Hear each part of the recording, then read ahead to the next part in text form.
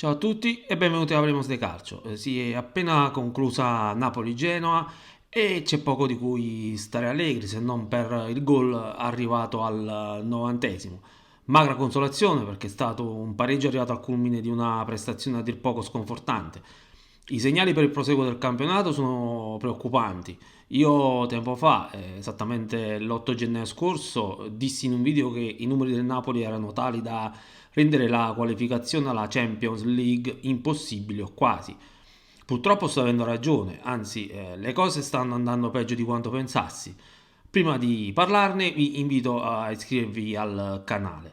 Il Genoa ha fatto la sua partita giocando basso ma stando attento a non scoprirsi occupando bene tutti gli spazi. La tattica è stata chiara fin dall'inizio: lasciare il pallone al Napoli che ha fatto un possesso palla sterile, palleggio lento, praticamente zero movimenti da parte dei calciatori partenopei.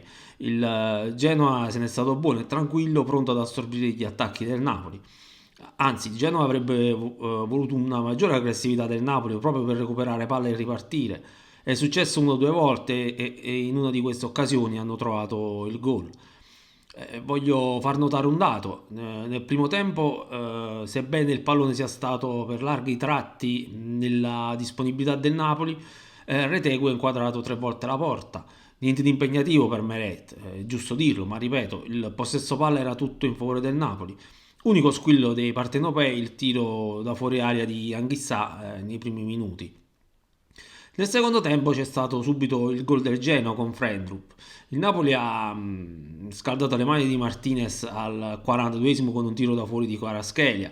Irrilevante il tiro in precedenza dalla distanza di Traoré all'11esimo, così come quello di Ngonge al 24esimo. Grazie alla forza della disperazione, alla fine il gol è arrivato con il suddetto Ngonge. Una delle cose che preoccupa è che il Napoli non ha reagito neanche dopo lo svantaggio. Ha continuato con la circolazione lenta del pallone, senza mai sfondare le linee del Genoa, anzi senza mai neanche provare a farlo. Negli ultimi minuti c'è stato lo scatto d'orgoglio, il quale fa capire che questa squadra sa essere aggressiva. Il problema è che aspetta i minuti finali per farlo. Dove si pensa di andare se sistematicamente si regalano 80 minuti all'avversario?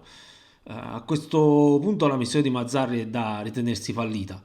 L'allenatore non solo non ha saputo incidere sul gioco della squadra, ma neanche sulla testa dei calciatori. Anzi, il gioco, se possibile, si è involuto ulteriormente. Voglio spendere qualche parola su Kvaratskhelia. Il georgiano ha fatto una buona partita sul piano dell'intensità, dell'impegno.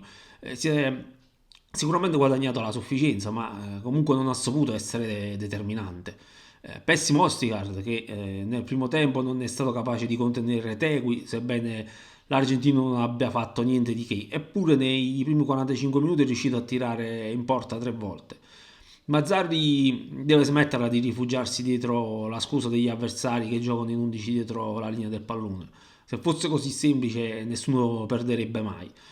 Il Napoli avrebbe dovuto essere bravo a far girare velocemente il pallone, a creare delle situazioni favorevoli a girare il blocco difensivo del Genoa. Ma se i calciatori azzurri sono piantati come pali nel terreno di gioco, di cosa parliamo? Adesso arriva il Barcellona, non penso proprio che si chiuderà in difesa. Allora, se dovessimo perdere, quale sarà la scusa? Che il Barcellona attaccava troppo? Questo allenatore non ha idee, ma soprattutto non ha argomenti.